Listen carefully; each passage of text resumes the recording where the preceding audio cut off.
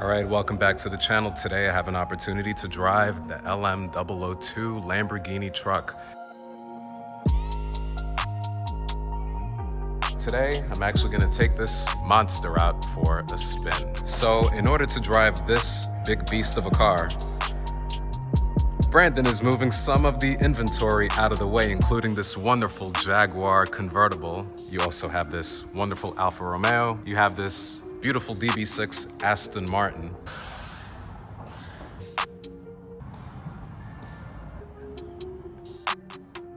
So here's the startup noise of the LM002, predecessor to the Lamborghini Urus.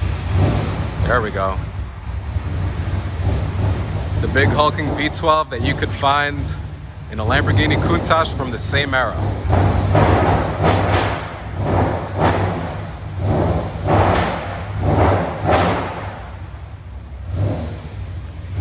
Unbelievable.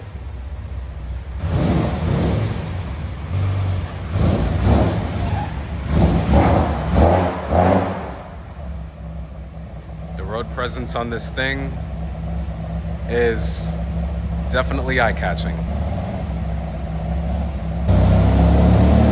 Watching this video sequence is like watching Austin Powers in a golf cart.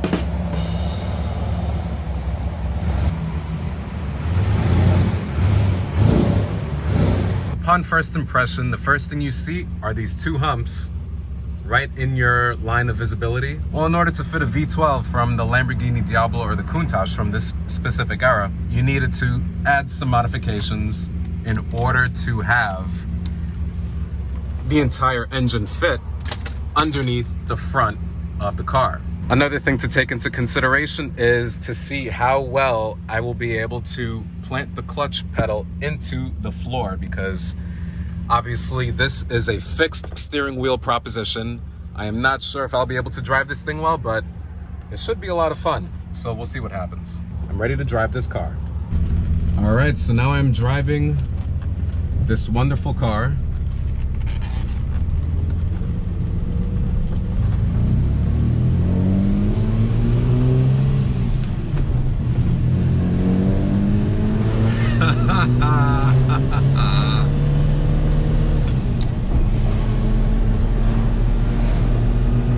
Kids see you on the side of the road and they're automatically excited when they see you in this car. 2 minutes into driving this thing,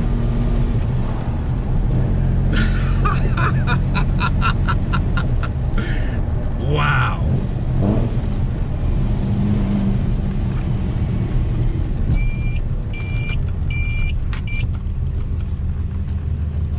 Thank you. I borrowed it. I borrowed it. And all thanks to Autosport Designs. Wow, that is the most interesting turn signal I've ever seen in my life. It sounds like a European ambulance. It's actually highly distracting. You think something's wrong with the engine, or if it's like something's about to blow up.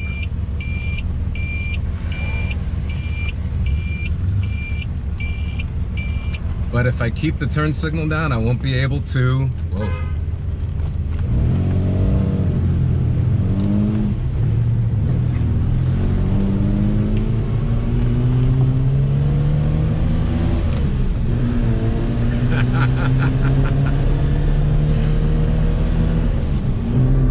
I seriously cannot stop smiling. This thing is one of the coolest things I've ever driven in my life.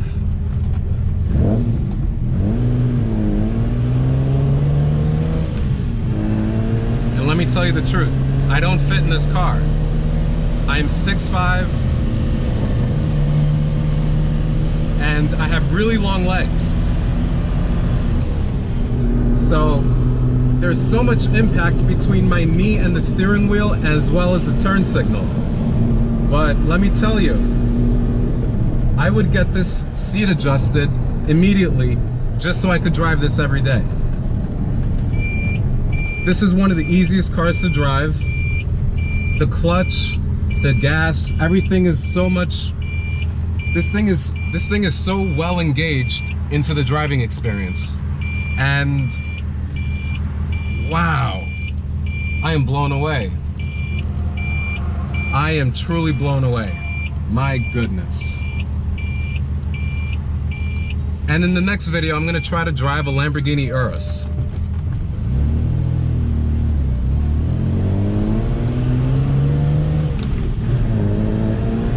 People are taking out their cameras. People in brand new Range Rovers are looking at me like, whoa, what is that?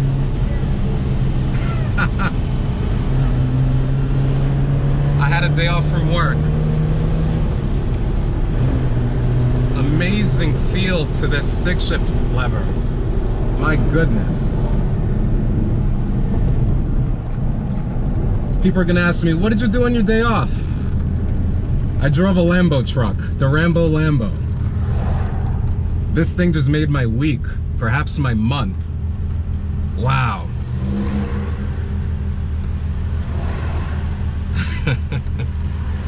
This thing is awesome. Like, after driving this, I don't know how anybody would want to drive, I don't know, like one of these automated vehicles that drive themselves. I mean, this thing just does it for me. Like, everything is, this is incredible. Amazing feel to the clutch.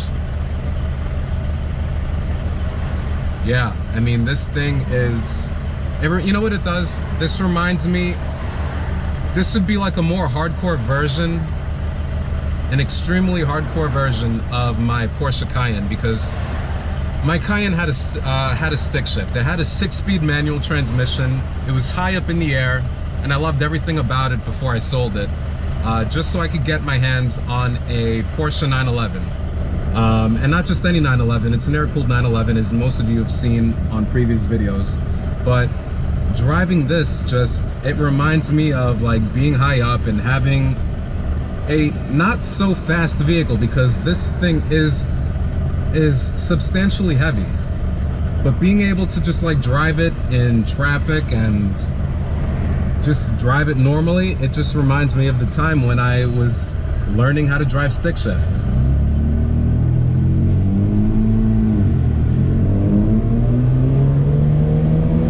And it sounds really incredible.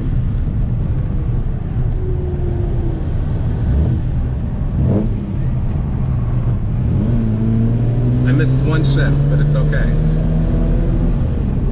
A dog-leg shift is not the easiest thing to get used to, but it is really cool.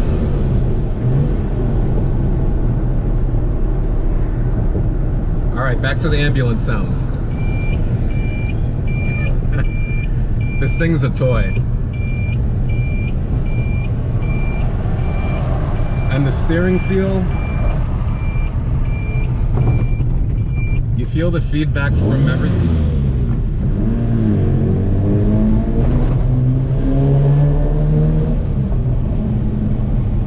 Yeah, I'd rather have this than any Lamborghini Diablo.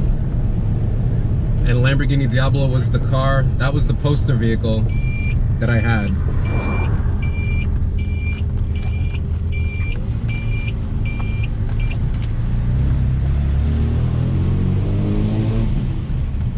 Alright, I made it back to the dealership. Whew.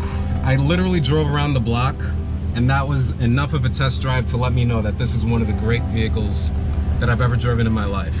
So I need to thank Tom and the guys here at Lotus Motor Cars of Huntington Station. I need to thank Autosport Designs for providing me this opportunity to drive this, one of 300 maybe in the world. I'm not even sure what the production numbers are. I'm gonna look it up and I'm gonna write it down on the description below. But this is one of the great vehicles that was ever produced, and it was produced for a specific clientele, and now that I actually got to drive it, I'm so glad they made this vehicle.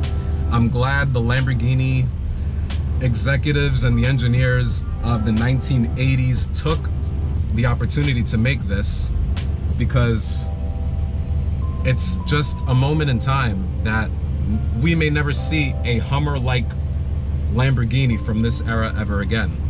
When the Urus was made, people were expecting this thing to happen, but it just never came into fruition because the clientele today wants a softened soccer mom SUV. And not to take anything away from the Urus, because I think the Urus is a fantastic vehicle. It is, in fact, one of my favorite Lamborghinis that's available today because of the accessibility to a new clientele that's going to be introduced into newer Lamborghinis, such as their SVJ models. But this car does a lot for the Lamborghini brand in terms of its history, and I'm really glad I had the opportunity to drive it. I am as excited as a kid to have this opportunity to drive this car today, and this is what this channel is all about. It's all about having fun, and Autosport Designs today is part of that fun, and this Lamborghini is certainly a big part of that.